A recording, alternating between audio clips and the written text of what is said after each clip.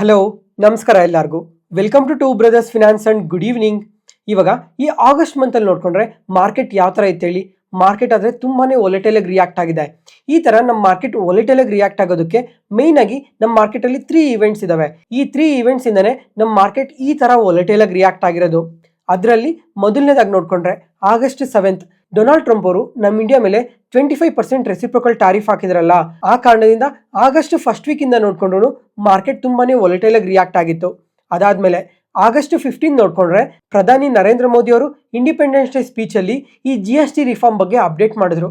ಅವಾಗಿಂದ ನೋಡ್ಕೊಂಡ್ರೆ next 4 days ವರ್ಗು ನಮ್ಮ ಮಾರ್ಕೆಟ್ ತುಂಬಾನೇ ಪಾಸಿಟಿವ್ ಆಗಿ ರಿಯಾಕ್ಟ್ ಆಗಿದೆ. ನಿಫ್ಟಿ ನೋಡ್ಕೊಂಡ್ರೆ ಅಬೌವ್ 2% ಪಾಸಿಟಿವ್ ಆಗಿ ರಿಯಾಕ್ಟ್ ಆಗಿತ್ತು. ಯಾಕಂದ್ರೆ ಈ GST ರಿಫಾರ್ಮ್ ಇಂದ ಎಲ್ಲಾ ಸೆಕ್ಟರ್ಗೂ ತುಂಬಾನೇ ಪಾಸಿಟಿವ್ ಆಗುತ್ತೆ. ಯಾಕಂದ್ರೆ ನಮ್ಮ ಇಂಡಿಯಾದಲ್ಲಿ ಕನ್ಸಂಪ್ಷನ್ ತುಂಬಾನೇ ಇನ್ಕ್ರೀಸ್ ಆಗುತ್ತೆ ಅಂತ ಒಂದು ಪಾಸಿಟಿವ್ ಸೆಂಟಿಮೆಂಟ್ ಇಂದ ಮಾರ್ಕೆಟ್ ತುಂಬಾ ಪಾಸಿಟಿವ್ ಆಗಿ ರಿಯಾಕ್ಟ್ ಆಗಿತ್ತು. ಮತ್ತೆ ಆಗಸ್ಟ್ 27 ನೋಡ್ಕೊಂಡ್ರೆ ಡೊನಾಲ್ಡ್ ಟ್ರಂಪ್ ಅವರು ಈ ರಷ್ಯನ್ ಆಯಿಲ್ ನ ಪರ್ಚೇಸ್ ಮಾಡ್ತಿರೋ ಕಾರಣದಿಂದ ಇಂಡಿಯಾ ಮೇಲೆ ಅಡಿಷನಲ್ 25% ಟ್ಯಾರಿಫ್ ನ ಹಾಕಿದ್ರು.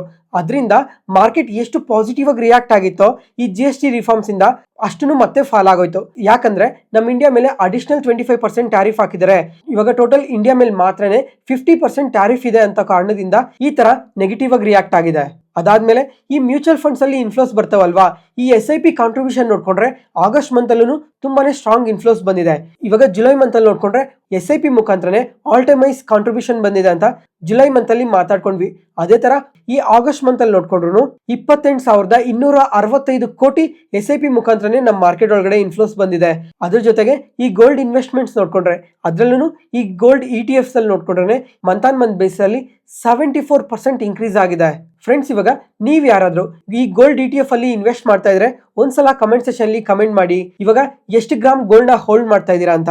ಅದಕ್ಕೋಸ್ಕರ ಈ ವಿಡಿಯೋದಲ್ಲಿ ಇವಾಗ ಮಂತ್ ಆನ್ ಮಂತ್ ಬೇಸ್ ಅಲ್ಲಿ ಈ ಮ್ಯೂಚುವಲ್ ಫಂಡ್ ಹೌಸಸ್ ಯಾವ್ಯಾವ ಕಂಪನೀಸ್ ಅಲ್ಲಿ ಫ್ರೆಶ್ ಎಂಟ್ರಿ ತಗೊಂತಾ ಇದಾರೆ, ಮತ್ತೆ ಯಾವ್ಯಾವ ಕಂಪನೀಸ್ ಅಲ್ಲಿ ಅಲೋಕೇಶನ್ಸ್ ನ ಇನ್ಕ್ರೀಸ್ ಮಾಡ್ಕೊಂತಾ ಇದಾರೆ, ಮತ್ತೆ ಯಾವ್ಯಾವ ಕಂಪನೀಸ್ ಇಂದ ಕಂಪ್ಲೀಟ್ ಆಗಿ ಎಕ್ಸಿಟ್ ಆಗೋಗ್ತಾ ಇದಾರೆ ಅಂತ ಈ ವಿಡಿಯೋದಲ್ಲಿ ಮಾತಾಡ್ಕೊಳ್ಳೋಣ. ಯಾವುದೇ ಕಾರಣಕ್ಕೂ ಈ ವಿಡಿಯೋನ ಸ್ಕಿಪ್ ಮಾಡಕ್ ಹೋಗ್ಬೇಡಿ, ಕೊನೆ ತನಕ ನೋಡಿ, ತುಂಬಾನೇ ಯೂಸ್ಫುಲ್ ಇನ್ಫಾರ್ಮೇಶನ್ ಇರುತ್ತೆ. ಫಸ್ಟ್ ಇವಾಗ Motilal Oswal mid cap mutual funds ಬಗ್ಗೆ ಮಾತಾಡ್ಕೊಳ್ಳೋಣ. ಈ ಮ್ಯೂಚುವಲ್ ಫಂಡ್ ಬಗ್ಗೆ ಲಾಸ್ಟ್ 6 to 8 ಮಂತ್ಸ್ ಇಂದನು ಯಾವ್ಯಾವ ಕಂಪನೀಸ್ ನ ಆಡ್ ಮಾಡ್ತಾ ಇದಾರೆ, ಎಕ್ಸಿಟ್ ಆಗ್ತಾ ಇದಾರೆ ಅಂತ ಪ್ರತಿಯೊಂದನ್ನು ಟ್ರ್ಯಾಕ್ ಮಾಡ್ತಾನೆ ಬರ್ತಾ ಇದೀವಿ ಪ್ರತಿಯೊಂದು ತಿಂಗಳು. ಅದಕ್ಕೋಸ್ಕರ ಮತ್ತೆ ಇವಾಗ ಏನೇನ್ ಚೇಂಜಸ್ ಮಾಡಿದ್ದಾರೆ ಅಂತ ಮಾತಾಡ್ಕೊಳ್ಳೋಣ. ಇವಾಗ ಈ ಆಗಸ್ಟ್ ಮಂತ್ ಅಲ್ಲಿ ನೋಡ್ಕೊಂಡ್ರೆ ಒಂದೇ ಒಂದು ಕಂಪನಿಯಲ್ಲಿ ಮಾತ್ರನೇ ಫ್ರೆಶ್ ಎಂಟ್ರಿ ತಗೊಂಡಿದ್ದಾರೆ. ಅದ್ ಯಾವ್ದು ಅಂತಂದ್ರೆ ಝೊಮ್ಯಾಟೊ.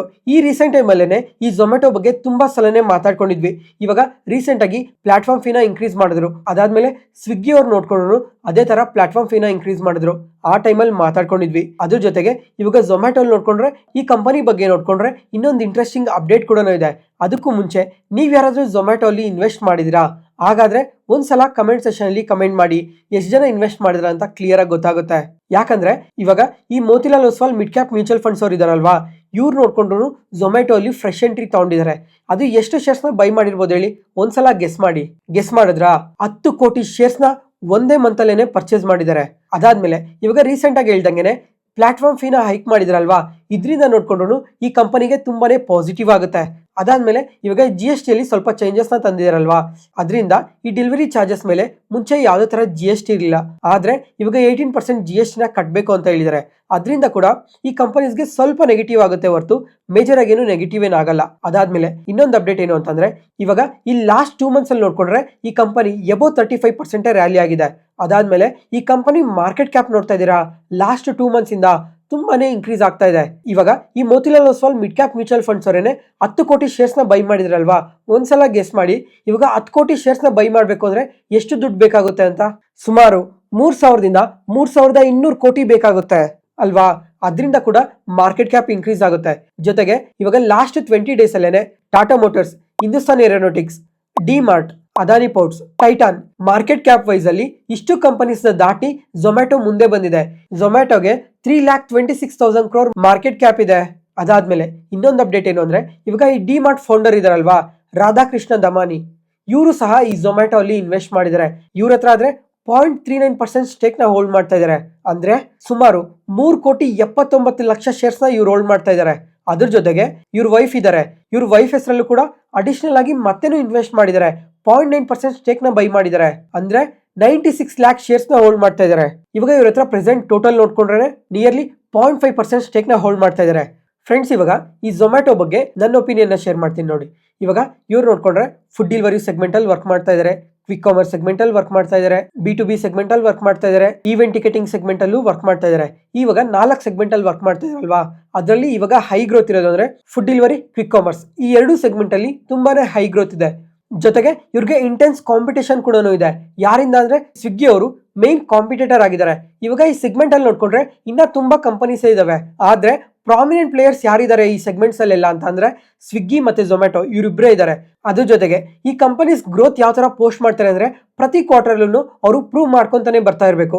ಇವಾಗ ಫುಡ್ ಡೆಲಿವರಿ ಸೆಗ್ಮೆಂಟ್ ಅಲ್ಲಿ, ಕ್ವಿಕ್ ಕಾಮರ್ಸ್ ಸೆಗ್ಮೆಂಟ್ ಅಲ್ಲಿ ಕ್ವಾರ್ಟರ್ಲಿ ಯಾವ ತರ ರಿಸಲ್ಟ್ಸ್ ನ ಪೋಸ್ಟ್ ಮಾಡ್ತಾರೆ ಅನ್ನೋದ್ರ ಮೇಲೆ ಮಾತ್ರನೇ ಡಿಪೆಂಡ್ ಆಗಿರುತ್ತೆ ಆ ಕಂಪನೀಸ್ ಎಲ್ಲ ಕಮಿಂಗ್ ಟೈಮ್ ಅಲ್ಲಿ ಯಾವ ತರ ಪರ್ಫಾರ್ಮ್ ಮಾಡ್ಬೇಕಾಗಿರುತ್ತೆ ಅಂತ. ಇವಾಗ ಒಂದ್ ವೇಳೆ ಈ ಕಂಪನೀಸ್ ಏನಾದ್ರು ಇವಾಗ Q2 ಅಲ್ಲೂ ಒಳ್ಳೆ ರಿಸಲ್ಟ್ಸ್ ನ ಪೋಸ್ಟ್ ಮಾಡಿದ್ರು ಅಂದ್ರೆ ಕಮಿಂಗ್ ಟೈಮ್ ಅಲ್ಲೂ ಇನ್ನೂ ತುಂಬಾ ಪಾಸಿಟಿವ್ ಆಗಿ ಗ್ರೋ ಆಗುತ್ತೆ. ಒಂದ್ ವೇಳೆ ಏನಾದ್ರು ಈ ಕಂಪನೀಸ್ ಕ್ವಾರ್ಟರ್ಲಿ ರಿಸಲ್ಟ್ಸ್ ನ ಸ್ವಲ್ಪ ವೀಕ್ ಆಗಿ ಪೋಸ್ಟ್ ಮಾಡಿದ್ರೆ ಈ ಕಂಪನೀಸ್ ಅಲ್ಲಿ ಕಾನ್ಸ್ಟೆಂಟ್ ಆಗಿ ಸೆಲ್ಲಿಂಗ್ ಪ್ರೆಷರ್ ನಾವು ನೋಡೋ ಚಾನ್ಸಸ್ ಕೂಡ ಜಾಸ್ತಿನೇ ಇರುತ್ತೆ. ಅದಕ್ಕೋಸ್ಕರ ಈ ಕಂಪನಿಯಲ್ಲಿ ಯಾರಾದ್ರೂ ಇನ್ವೆಸ್ಟ್ ಮಾಡ್ತಾ ಇರೋರು ಈ ರಿಸ್ಕ್ ಫ್ಯಾಕ್ಟರ್ ಇದೆ ಅಂತ ಪ್ರತಿಯೊಬ್ಬರು ನೆನ್ಪಿಟ್ಕೊಳ್ಳಿ. ನೆಕ್ಸ್ಟ್ ಅದಾದ್ಮೇಲೆ ಎರಡನೇ ಕಂಪನಿ ಬಂದು PB ಫಿನ್ಟೆಕ್. ಈ ಕಂಪನಿಯಲ್ಲಿ ನೋಡ್ಕೊಂಡ್ರೆ ಮಂತ್ ಆನ್ ಮಂತ್ ಬೇಸಿಸ್ ಅಲ್ಲಿ 440% ಅಲೋಕೇಶನ್ ಇನ್ಕ್ರೀಸ್ ಮಾಡ್ಕೊಂಡಿದ್ದಾರೆ. ಇವಾಗ ಈ ಕಂಪನಿಯಲ್ಲಿ ಕಾನ್ಸ್ಟೆಂಟ್ ಆಗಿ ಅಲೋಕೇಶನ್ ಇನ್ಕ್ರೀಸ್ ಮಾಡ್ಕೊಂತಾನೆ ಬರ್ತಾ ಇದ್ದಾರೆ ಪ್ರತಿ ಮಂತ್ನು. ಇವಾಗ ಈ ಆಗಸ್ಟ್ ಮಂತ್ ಅಲ್ಲೇನೆ 440% ಅಲೋಕೇಶನ್ ಇನ್ಕ್ರೀಸ್ ಮಾಡ್ಕೊಂಡಿದ್ದಾರೆ. ಫ್ರೆಂಡ್ಸ್, ಇವಾಗ ಈ PB ಫಿನ್ಟೆಕ್ ನೋಡ್ಕೊಂಡ್ರೆ ಈ ಪಾಲಿಸಿ ಬಜಾರ್ ಮತ್ತೆ ಪೈಸಾ ಬಜಾರ್ ಈ 2 ಕಂಪನೀಸ್ನ ಪೇರೆಂಟ್ ಕಂಪನಿ ಆಗಿದೆ. ಇವಾಗ ಫಸ್ಟ್ ಪಾಲಿಸಿ ಬಜಾರ್ ಬಗ್ಗೆ ಮಾತಾಡ್ಕೊಂಡ್ರೆ ಇವರು ಆನ್ಲೈನ್ ಇನ್ಶೂರೆನ್ಸ್ ನ ಅಗ್ರಿಗೇಟರ್ ಆಗಿದ್ದಾರೆ. ಇವಾಗ ಒಂದು 3 ಮಂತ್ಸ್ ಬ್ಯಾಕ್ ಸಮೇತ ಈ ಕಂಪನಿ ಬಗ್ಗೆ ಮಾತಾಡ್ಕೊಂಡಿದ್ವಿ. ಅವಾಗೇನೆ ಮೆನ್ಷನ್ ಮಾಡಿದ್ದೆ ಕಮಿಂಗ್ ಟೈಮ್ ಅಲ್ಲಿ ಈ ಹೆಲ್ತ್ ಇನ್ಶೂರೆನ್ಸ್ ಬಗ್ಗೆ ವಿಡಿಯೋಸ್ ನ ತರ್ತೀನಿ ಅಂತ. ಇದೊಂದು ಸ್ವಲ್ಪ ಡಿಲೇ ಆಗಿದೆ, ಯಾಕಂದ್ರೆ ಇನ್ಶೂರೆನ್ಸ್ ಬಗ್ಗೆ ಮಾತಾಡ್ತಾ ಹೋದ್ರೆ ತುಂಬಾನೇ ಟಾಪಿಕ್ಸ್ ನ ನಾವು ಟಚ್ ಮಾಡ್ಲೇಬೇಕಾಗಿರುತ್ತೆ. ಅದಕ್ಕೋಸ್ಕರ ತುಂಬಾ ಇನ್ಫಾರ್ಮೇಶನ್ ಗ್ಯಾದರ್ ಮಾಡಿ ಇವಾಗಲೇ ಕಂಪ್ಲೀಟ್ ಕೂಡ ಆಗಿದೆ. ಈ ವಿಡಿಯೋಸ್ ನ ತರೋದಕ್ಕೆ ಸ್ವಲ್ಪ ಟೈಮ್ ತಗೊಂತಾ ಇದೆ. ಅಟ್ಲೀಸ್ಟ್ ನೆಕ್ಸ್ಟ್ ಮಂತ್ ಒಳಗಡೆನಾದ್ರೂ ಈ ಹೆಲ್ತ್ ಇನ್ಶೂರೆನ್ಸ್ ವಿಡಿಯೋಸ್ ನ ಪೋಸ್ಟ್ ಮಾಡ್ತೀನಿ. ಅದಾದ್ಮೇಲೆ ಇವಾಗ ಈ ಮಂತ್ ಅಲ್ಲಿ ಈ ಪಾಲಿಸಿ ಬಜಾರ್ ಅಲ್ಲಿ ಈ ತರ 440% ಅಲೋಕೇಶನ್ ಇನ್ಕ್ರೀಸ್ ಮಾಡಿದ್ರಲ್ವಾ, ಇದಕ್ಕೆ ರೀಸನ್ಸ್ ಏನ್ ಕಾಣ್ತಾ ಇದೆ ಅಂದ್ರೆ ಇವಾಗ ಇನ್ಶೂರೆನ್ಸಸ್ ಮೇಲೆಲ್ಲ GST ಎಷ್ಟಿತ್ತು ಅಂದ್ರೆ ಮುಂಚೆ 18% GST ಇತ್ತು, ಆದ್ರೆ ಇವಾಗ ಇದನ್ನ ಕಂಪ್ಲೀಟ್ ಆಗಿ ನಿಲ್ ಮಾಡಾಕಿದ್ದಾರೆ. ಅದರಿಂದ ಇನ್ಶೂರೆನ್ಸ್ ಕಂಪನೀಸ್ಗೆ ತುಂಬಾನೇ ಪಾಸಿಟಿವ್ ಆಗುತ್ತೆ ಅಂತಾನೆ ಆದ್ರೂ ಆಡ್ ಮಾಡ್ಕೊಂಡಿರ್ಬೇಕು. ಅದಾದ್ಮೇಲೆ ಇವಾಗ ಈ ITC ಬಗ್ಗೆ ಕೂಡ ತುಂಬಾ ಸಲ ಮೆನ್ಷನ್ ಮಾಡಿದ್ವಿ. ಈ ITC ಇಂದ ಈ ಇನ್ಶೂರೆನ್ಸ್ ಕಂಪನೀಸ್ಗೆ ಸ್ವಲ್ಪ ಎಫೆಕ್ಟ್ ಆಗುತ್ತೆ, ಆದ್ರೂ ಪರವಾಗಿಲ್ಲ. ಇವಾಗ ಇಂಡಿಯನ್ ಪಾಪ್ಯುಲೇಷನ್ ಪ್ರಕಾರ ನೋಡ್ಕೊಂಡ್ರೆ ಇನ್ಶೂರೆನ್ಸ್ ಪೆನೆಟ್ರೇಷನ್ ಅನ್ನೋದು ತುಂಬಾನೇ ಜಾಸ್ತಿ ಇರುತ್ತೆ. ಇವಾಗ ಪ್ರತಿಯೊಬ್ಬರಿಗೂ ಇನ್ಶೂರೆನ್ಸ್ ಅನ್ನೋದು ಎಷ್ಟು ಇಂಪಾರ್ಟೆಂಟ್, ಇದು ನಾವ್ ಏನಕ್ಕೆ ಈ ಇನ್ಶೂರೆನ್ಸ್ ನ ತಗೊಬೇಕು ಅಂತ ಪ್ರತಿಯೊಬ್ಬರಿಗೂ ಅರ್ಥ ಆಗ್ತಾ ಇದೆ. ಅದಕ್ಕೋಸ್ಕರ ಕಮಿಂಗ್ ಟೈಮ್ ಅಲ್ಲಿ ಇನ್ಶೂರೆನ್ಸ್ ಪೆನೆಟ್ರೇಷನ್ ಅನ್ನೋದು ತುಂಬಾನೇ ಇನ್ಕ್ರೀಸ್ ಆಗೋ ಚಾನ್ಸಸ್ ಕೂಡ ಜಾಸ್ತಿನೇ ಇದೆ. ಅದರಿಂದ ಈ ಪಾಲಿಸಿ ಬಜಾರ್ ಅವ್ರಿಗೂ ತುಂಬಾನೇ ಬೆನಿಫಿಟ್ ಆಗುತ್ತೆ. ನೋಡೋಣ ಕಮಿಂಗ್ ಟೈಮ್ ಅಲ್ಲೂ ಈ ಕಂಪನಿಯಿಂದ ಯಾವ ತರ ಗ್ರೋ ಆಗುತ್ತೆ ಅಂತ. ಮತ್ತೆ ಇವಾಗ ಈ ಪೈಸಾ ಬಜಾರ್ ಇದೆ ಅಲ್ವಾ, ಈ ಪೈಸಾ ಬಜಾರ್ಗೂ ಅಷ್ಟೇ ಈ GST ಅಲ್ಲಿ ಚೇಂಜಸ್ ತಂದಿರೋದ್ರಿಂದ ಇವ್ರಿಗೆ ತುಂಬಾನೇ ಬೆನಿಫಿಟ್ ಆಗುತ್ತೆ. ಯಾಕಂದ್ರೆ ಇವಾಗ ಪ್ರತಿಯೊಬ್ರು ದುಡ್ಡೇ ದುಡಿತಾರೆ. ಇವಾಗ ದುಡ್ದಿದ್ದ ದುಡ್ಡನ್ನ ಏನ್ ಮಾಡ್ತಾರೆ ಹೇಳಿ, ಏನಾದ್ರೂ ಒಂದನ್ನ ಪರ್ಚೇಸ್ ಮಾಡೋದಕ್ಕೆ ಖರ್ಚು ಮಾಡೇ ಮಾಡ್ತಾರೆ. ಎಕ್ಸಾಂಪಲ್ ಇವಾಗ ಕಾರ್ಸ್ನ ಪರ್ಚೇಸ್ ಮಾಡ್ತಾರೆ.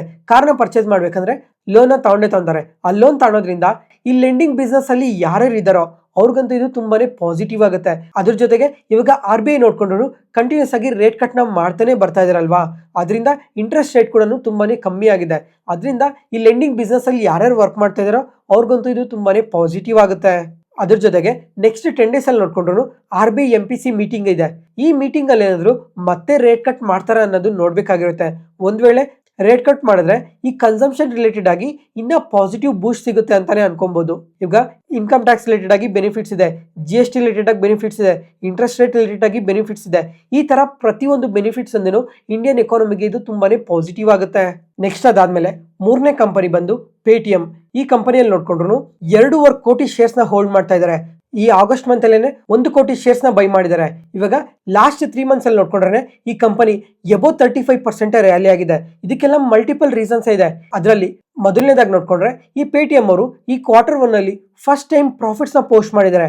ಅದರಿಂದ ಕೂಡ ತುಂಬಾ ಪಾಸಿಟಿವ್ ಆಗಿ ರಿಯಾಕ್ಟ್ ಆಗಿದೆ. ಅದ್ರ ಜೊತೆಗೆ RBI ಅವರು ನೋಡ್ಕೊಂಡ್ರೆ ಈ ಆನ್ಲೈನ್ ಪೇಮೆಂಟ್ ಅಗ್ರಿಗೇಟರ್ ಆಗಿ ಮುಂಚೆ ಇವ್ರನ್ನ ಬ್ಯಾನ್ ಮಾಡಿದ್ರು, ಅದಕ್ಕೆ ಮತ್ತೆ ಇವಾಗ ಅಪ್ರೂವಲ್ ಕೊಟ್ಟಿದ್ದಾರೆ. ಓವರ್ ಆಲ್ ಈ ಎಲ್ಲ ಅಪ್ಡೇಟ್ಸ್ ಇಂದಾನೆ ಪೇಟಿಎಂ ಈ ತರ ಪಾಸಿಟಿವ್ ಆಗಿ ರಿಯಾಕ್ಟ್ ಆಗಿರೋದು. ಅದ್ರ ಜೊತೆಗೆ ಲಾಸ್ಟ್ 3-4 ಡೇಸ್ ಅಲ್ಲಿ ನೋಡ್ಕೊಂಡ್ರೆ ಈ ಕಂಪನಿ ಸ್ವಲ್ಪ ನೆಗೆಟಿವ್ ಆಗಿ ರಿಯಾಕ್ಟ್ ಆಗಿದೆ ಅಲ್ವಾ, ಯಾಕಂದ್ರೆ ಮತ್ತೆ RBI ಇಂದ ಇನ್ನೊಂದು ಈ ರೆಂಟ್ ಪೇಮೆಂಟ್ ರಿಲೇಟೆಡ್ ಆಗಿ ಮತ್ತೆ ಸ್ವಲ್ಪ ರಿಸ್ಟ್ರಿಕ್ಷನ್ಸ್ ನ ವಿಧಿಸಿದ್ದಾರೆ.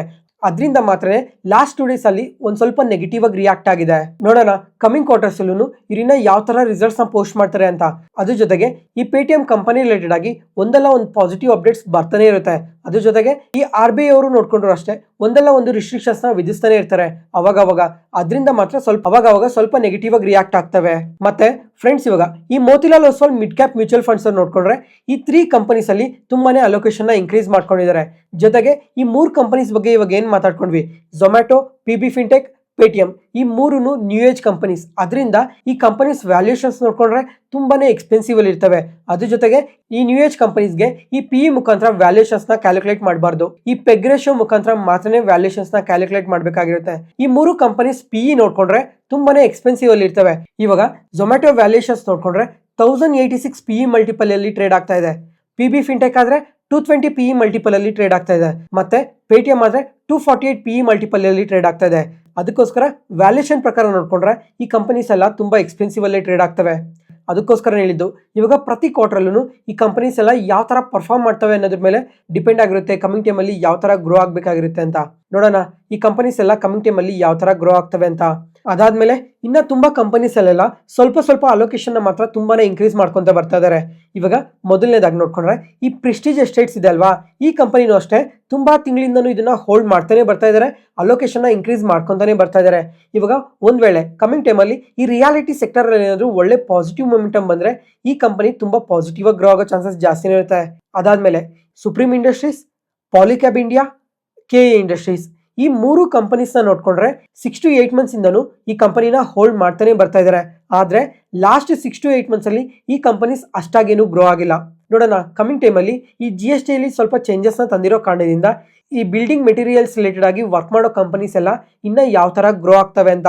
ಅದಾದ್ಮೇಲೆ ಈ ಕಲ್ಯಾಣ್ ಜ್ಯುವೆಲರೀಸ್ ಅಲ್ಲೂ 19% ಅಲೋಕೇಶನ್ ನ ಇನ್ಕ್ರೀಸ್ ಮಾಡ್ಕೊಂಡಿದ್ದಾರೆ. ಇವಾಗ ಈ ಗೋಲ್ಡ್ ಪ್ರೈಸ್ ನೋಡ್ಕೊಂಡ್ರೆ ಈ ಗ್ಲೋಬಲ್ ಅನ್ಸರ್ಟನಿಟೀಸ್ ಇಂದ ತುಂಬಾನೇ ಇನ್ಕ್ರೀಸ್ ಆಗ್ತಾ ಇದೆ ಅಲ್ವಾ, ಅದರಿಂದ ಕಲ್ಯಾಣ್ ಜ್ಯುವೆಲರ್ಸ್ಗೂ ಇದು ತುಂಬಾ ಪಾಸಿಟಿವ್ ಆಗುತ್ತೆ. ಮತ್ತೆ ಟ್ರೆಂಡ್ ಕೂಡ ಇವರು ಹೋಲ್ಡ್ ಮಾಡ್ತಾನೆ ಬರ್ತಾ ಇದ್ದಾರೆ. ಇವಾಗ ಫೆಸ್ಟಿವಲ್ ಸೀಸನ್ ಬೇರೆ ಇದೆ ಅಲ್ವಾ, ಈ ಫೆಸ್ಟಿವಲ್ ಸೀಸನ್ ಅಲ್ಲಿ ಈ ಬಟ್ಟೆ ಸೇಲ್ಸ್ ಅನ್ನೋದು ತುಂಬಾ ಇನ್ಕ್ರೀಸ್ ಆಗೋ ಚಾನ್ಸಸ್ ಜಾಸ್ತಿನೇ ಇರುತ್ತೆ. ಅದರಿಂದ ಈ ಕಂಪನಿಗೂ ಕೂಡ ಬೆನಿಫಿಟ್ ಇರುತ್ತೆ. ಮತ್ತೆ IT ಸೆಕ್ಟರ್ ರಿಲೇಟೆಡ್ ಆಗಿ ನೋಡ್ಕೊಂಡ್ರೆ ಈ ಕೈನ್ಸ್ ಟೆಕ್ನಾಲಜೀಸ್ ನ ಹೋಲ್ಡ್ ಮಾಡ್ತಾ ಇದ್ದಾರೆ, ಪರ್ಸಿಸ್ಟೆಂಟ್ ಸಿಸ್ಟಮ್ ನ ಹೋಲ್ಡ್ ಮಾಡ್ತಾ ಇದ್ದಾರೆ, ಡಿಕ್ಸಾನ್ ಟೆಕ್ನಾಲಜೀಸ್ ನ ಕೂಡ ಹೋಲ್ಡ್ ಮಾಡ್ತಾ ಇದ್ದಾರೆ. ರೀಸೆಂಟ್ ಟೈಮ್ ಅಲ್ಲೇ ಈ ಡಿಕ್ಸಾನ್ ಟೆಕ್ನಾಲಜೀಸ್ ಬಗ್ಗೆ ಒಂದ್ಸಲ ಮಾತಾಡ್ಕೊಂಡಿದ್ವಿ. ಈ ಕಂಪನಿಯಲ್ಲಿ ಯಾವುದೇ ತರ ಅಲೋಕೇಶನ್ ನ ಇನ್ಕ್ರೀಸ್ ಮಾಡಿಲ್ಲ. ನೋಡೋಣ ಕಮಿಂಗ್ ಟೈಮ್ ಅಲ್ಲಿ ಇನ್ನ ಎಷ್ಟು ಪಾಸಿಟಿವ್ ಆಗಿ ಗ್ರೋ ಆಗುತ್ತೆ ಅಂತ. ನೆಕ್ಸ್ಟ್ ಅದಾದ್ಮೇಲೆ ಫೈನಲ್ ಆಗಿ ನೋಡ್ಕೊಂಡ್ರೆ ಇಟಾಚಿ ಎನರ್ಜಿ, ಈ ಕಂಪನಿಯಲ್ಲಿ ನೋಡ್ಕೊಂಡ್ರೆ 55% ಅಲೋಕೇಶನ್ ನ ಕಮ್ಮಿ ಮಾಡ್ಕೊಂಡಿದ್ದಾರೆ. ಫ್ರೆಂಡ್ಸ್, ಇವಾಗ ಇವ್ರು ನೋಡ್ಕೊಂಡ್ರೆ ಪವರ್ ಮತ್ತೆ ಈ ಟ್ರಾನ್ಸ್ಮಿಷನ್ ರಿಲೇಟೆಡ್ ಆಗಿ ವರ್ಕ್ ಮಾಡ್ತಾ ಇದ್ದಾರೆ. ಇವಾಗ ಈ ಕಂಪನಿ ಒಂದ್ಸಲ ಲಾಸ್ಟ್ 6 ಮಂತ್ಸ್ ಅಲ್ಲಿ ಎಷ್ಟು ಪಾಸಿಟಿವ್ ಆಗಿ ರಿಯಾಕ್ಟ್ ಆಗಿದೆ ಅಂತ ಒಂದ್ಸಲ ನೋಡಿ. ಎಬೋ 50% ರ್ಯಾಲಿ ಆಗಿದೆ. ಇವಾಗ ಲಾಸ್ಟ್ 6 ಮಂತ್ಸ್ ಬ್ಯಾಕ್ ನೋಡ್ಕೊಂಡ್ರೆ ಈ ಕಂಪನಿ 10,000 ಅಲ್ಲಿ ಟ್ರೇಡ್ ಆಗ್ತಾ ಇತ್ತು. ಆದ್ರೆ ಇವಾಗ ಪ್ರೆಸೆಂಟ್ ನೋಡ್ಕೊಂಡ್ರೆ ಎಬೋ 19,000 ಅಲ್ಲಿ ಟ್ರೇಡ್ ಆಗ್ತಾ ಇದೆ. ಅದ್ರ ಜೊತೆಗೆ ಈ ಕಂಪನಿ ವ್ಯಾಲ್ಯೂಯೇಷನ್ ನೋಡ್ಕೊಂಡ್ರೆ ತುಂಬಾನೇ ಎಕ್ಸ್ಪೆನ್ಸಿವ್ ಅಲ್ಲಿ ಇದೆ. ನಿಯರ್ಲಿ ಎಬೋ 180 PE ಮಲ್ಟಿಪಲ್ ಅಲ್ಲಿ ಟ್ರೇಡ್ ಆಗ್ತಾ ಇದೆ. ಆ ಕಾರಣದಿಂದ ಏನಾದ್ರು ಈ ಕಂಪನಿಯಲ್ಲಿ ಸ್ವಲ್ಪ ಅಲೋಕೇಶನ್ ನ ಕಮ್ಮಿ ಮಾಡ್ಕೊಂಡಿರ್ಬೋದು ಅಂತ ಅನ್ಕೊಂತಾ ಇದೀನಿ. ಈ ಕಂಪನಿ ಆರ್ಡರ್ ಬುಕ್ ನೋಡ್ಕೊಂಡ್ರೆ ತುಂಬಾನೇ ಪಾಸಿಟಿವ್ ಆಗಿದೆ. ಇವಾಗ ಪ್ರೆಸೆಂಟ್ ನೋಡ್ಕೊಂಡ್ರು ಎಬೋ 18,000 crores ಆರ್ಡರ್ ಬುಕ್ ಏನೇ ಇದೆ. ಅದ್ರ ಜೊತೆಗೆ 2028 ವರ್ಗು ಕಾನ್ಸ್ಟೆಂಟ್ ಆಗಿ ರೆವಿನ್ಯೂಸ್ ಬರೋ ಚಾನ್ಸಸ್ ಕೂಡ ಜಾಸ್ತಿನೇ ಇದೆ ಈ ಆರ್ಡರ್ ಬುಕ್ ಇಂದ. ನೋಡೋಣ ಕಮಿಂಗ್ ಟೈಮ್ ಅಲ್ಲೂ ಈ ಕಂಪನಿಯಿಂದ ಎಷ್ಟು ಪಾಸಿಟಿವ್ ಆಗಿ ಗ್ರೋ ಆಗುತ್ತೆ ಅಂತ. ಫ್ರೆಂಡ್ಸ್, ಇವಾಗ ಕಂಪ್ಲೀಟ್ ಪೋರ್ಟ್ಫೋಲಿಯೋ ಬಗ್ಗೆ ಮಾತಾಡ್ಕೊಂಡಿದ್ವಿ. ಇದೇ ತರ ಪ್ರತಿ ಮಂತನು ಈ ಮ್ಯೂಚುವಲ್ ಫಂಡ್ ಹೌಸಸ್ ಯಾವ್ಯಾವ ಕಂಪನೀಸ್ ಅಲ್ಲಿ ಬೈ ಮಾಡ್ತಾ ಇದಾರೆ, ಸೆಲ್ ಮಾಡ್ತಾ ಇದಾರೆ ಅಂತ ಮಾತಾಡ್ಕೊಳ್ಳೋಣ. ಫ್ರೆಂಡ್ಸ್, ಇವಾಗ ಈ ಮಂತ್ ಅಲ್ಲಿ ಸ್ವಲ್ಪ ಟೈಮ್ ಕಮ್ಮಿ ಇರೋ ಕಾರಣದಿಂದ ಬರೀ ಒಂದ್ ಮ್ಯೂಚುವಲ್ ಫಂಡ್ ನ ಮಾತ್ರ ಅನಾಲಿಸಿಸ್ ಮಾಡಿದೀವಿ. ಮುಂದಿನ ತಿಂಗಳು ಇದೇ ತರ ಇನ್ನ ತುಂಬಾ ಮ್ಯೂಚುವಲ್ ಫಂಡ್ಸ್ ನ ಅನಾಲಿಸಿಸ್ ಮಾಡೋಣ. ಈ ವಿಡಿಯೋನ ಇಲ್ಲಿವರೆಗೂ ನೋಡ್ತಾ ಇದೀರಾ ಅಂದ್ರೆ ನಾನು ಹೇಳ್ತಿರೋ ಇನ್ಫಾರ್ಮೇಶನ್ ನಿಮ್ಗೆ ತುಂಬಾ ಉಪಯೋಗ ಆಗ್ತಾ ಇದೆ ಅಂತ ಅನ್ಕೊಂತೀನಿ. ಅದಕ್ಕೋಸ್ಕರ ಈ ವಿಡಿಯೋನ ಲೈಕ್ ಮಾಡಿ, ಟೂ ಬ್ರದರ್ಸ್ ಫಿನಾನ್ಸ್ ಚಾನೆಲ್ ನ ಸಬ್ಸ್ಕ್ರೈಬ್ ಆಗಿ. ಈ ತರ ಕಂಟೆಂಟ್ ಪ್ರತಿದಿನ ಪೋಸ್ಟ್ ಮಾಡ್ತಾನೆ ಇರ್ತೀನಿ, ನೀವು ಅದನ್ನ ತಪ್ಪದೆ ನೋಡ್ಬೋದು. Thank you.